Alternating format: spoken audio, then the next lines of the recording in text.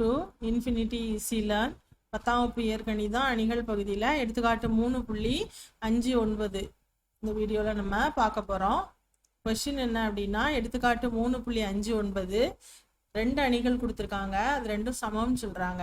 இந்த முதல் அணியோட உறுப்பு a minus b, 2a plus c, 2a minus b, 3c plus d equal to 1 5 0 2 என்ற அணி சமன்பாட்டிலிருந்து ஏபிசிடி என்ற மதிப்புகளை காண்க. இது நம்ம எந்த பண்பை பயன்படுத்த போறோம்னா, ரெண்டு அணிகள் சமமா இருந்தா அதுக்கு சமமா இருக்கு அந்த ஒத்த உறுப்புகள் எல்லாம் சமமா இருக்கும். இப்போ ஒன்னாவது உறுப்பும் சமமா இருக்கும். முதல் வரிசையில் இருக்க ரெண்டாவது உறுப்பும் சமம். இந்த ரெண்டாவது வரிசையில் இருக்க ஒன்னாவதும் சமம், இந்த ரெண்டாவதும் சமம் அப்படிங்கிறது தான் இதுல கருத்து. ரெண்டு அணிகள் சமம்னா அப்படிதான் இதை நம்ம சமப்படுத்த முடியும். ஒரு உறுப்புக்கும் தான் நம்ம மேட்ச் பண்ண முடியும். ஒரே மாதிரியான பொசிஷன்ல இருக்கக்கூடிய உறுப்புகள் சமமா இருக்கும். ஒன்றாவது இடத்துல இருக்கிற உறுப்பு ஒன்றாவது இடத்துல இருக்கிற உறுப்புக்கு தான் சமமா இருக்கும். இந்த பண்பை பயன்படுத்தி நம்ம இந்த கணக்கை தீர்க்க போறோம். அப்ப இதுல இருந்து நமக்கு 4 சமன்பாடுகள் கிடைக்க போகுது. முதல் உறுப்பு என்ன?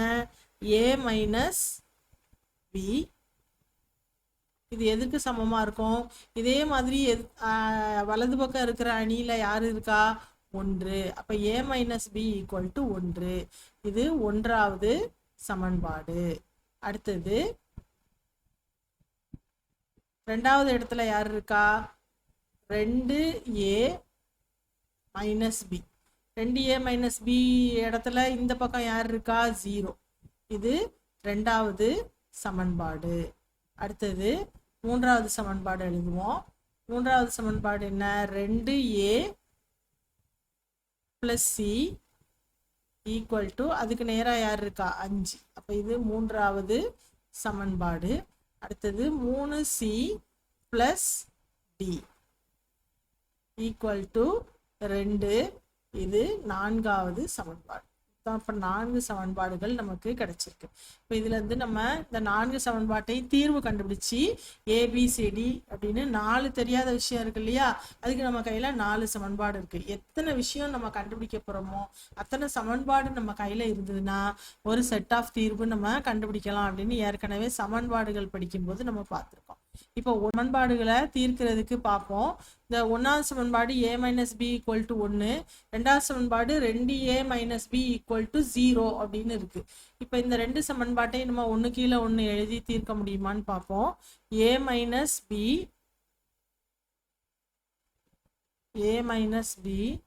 Equal to 1, 2a minus b equal to 0. இப்போ இது ரெண்டுலேயுமே பிக்கு கெழு 1 இருக்கு இல்லையா, அப்போ இதை ஈஸியாக நம்ம கேன்சல் பண்ணிடலாம். ஆனால் ரெண்டுமே மைனஸில் இருக்கிறதுனால நம்ம குறியீடுகளை மாற்ற வேண்டியது இருக்கும். குறியீடுகளை மாற்றும் போது என்ன நடக்குன்னு பார்ப்போம். குறியீடுகளை மாற்றினா இது ப்ளஸில் இருக்கிறது மைனஸ் ஆயிரும், மைனஸில் இருக்கிறது ப்ளஸ் ஆயிரும். இங்கே மைனஸ் 0க்கு மைனஸும் ப்ளஸ்ஸும் கிடையாது. இருந்தாலும் உங்களுக்கு நம்ம மாற்றிருக்கோம் அப்படின்னு தெரியறதுக்காக போடுறோம்.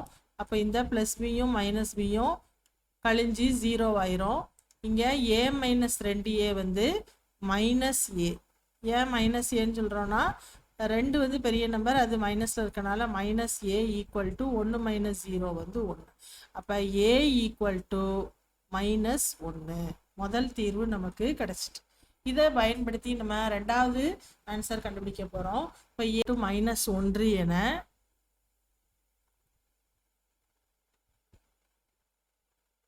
சமன்பாடு 2ல் பிரதியிடலாம்.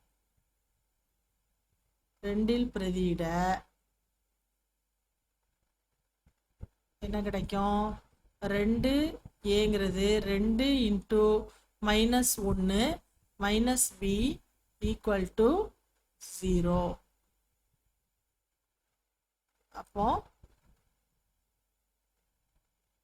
Minus 2 minus b equal to 0, minus b equal to minus 2 இந்த பக்கம் வரும்போது ப்ளஸ் 2 ஆயிரும். அப்போ பி ஈக்குவல் டு மைனஸ் 2. ரெண்டாவது ஆன்சர் கிடைச்சிருச்சு. இந்த ஆன்சர் எல்லாம் நம்ம அண்டர்லைன் பண்ணி வச்சுக்கிடுவோம். இது ஒன்றாவது ஆன்சர். இது ரெண்டாவது ஆன்சர் நமக்கு கிடைச்சிட்டு. நம்ம சியும் டியும் பாக்கி இருக்கு. சிஏயும் டியையும் நம்ம எப்படி தீர்க்கிறதுன்னு பார்க்கலாம்.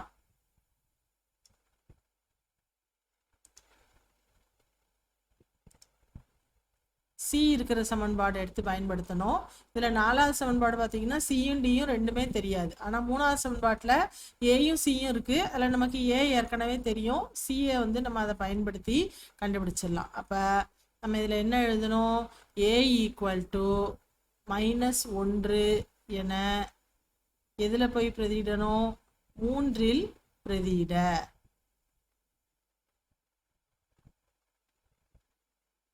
3இல் பிரதியிட 2 × -1 + c = 5. அப்போ -2 + c = 5. c = 5. -2 இங்கே வரும்போது +2 ஆயிரும். இதுலேருந்து என்ன தெரியுது? c = 5 + 2 7. நமக்கு மூணாவது ஆன்சர் கிடைச்சிருச்சு. அடுத்தது நாலாவது ஆன்சர் டி வேணும். அதுக்கு டி இருக்கிற சமன்பாட்டை தான் நம்ம பயன்படுத்த முடியும். அது என்னது? நாலாவது சமன்பாடு. அதில் சியை கொண்டு போய் நம்ம பிரதியிடணும். c = 7 என சமன்பாடு 4இல் பிரதியிட 3 × 7 + d = 2. அப்போ 21 + d = 2.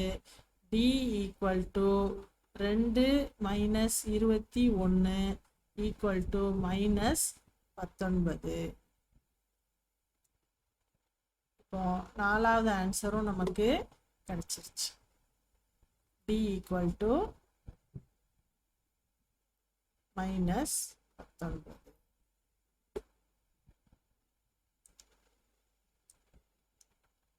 தீர்வு எடுத்து எழுதுனா என்னெல்லாம் வரும்? a = -1, b = -2, c = 7, d = 19. -19. Thank you students. இந்த சேனல் உங்களுக்கு பிடிச்சிருந்ததுன்னா சேனலை லைக் பண்ணுங்கள், உங்கள் ஃப்ரெண்ட்ஸுக்கு ஷேர் பண்ணுங்கள், சப்ஸ்கிரைப் பண்ணுங்கள். இன்னும் 10th இருக்கக்கூடிய மீதி எல்லா சாப்டரில் இருக்கக்கூடிய கணக்குகளையும் உங்களுக்கு போஸ்ட் பண்ணுவோம். ஏதாவது கணக்கு உங்களுக்கு முதல்ல வேணும் அப்படின்னா கமெண்ட்டில் போடுங்க. அந்த கணக்கை நான் உங்களுக்கு இமீடியட்டாக போஸ்ட் பண்ணுறேன். Thank you children.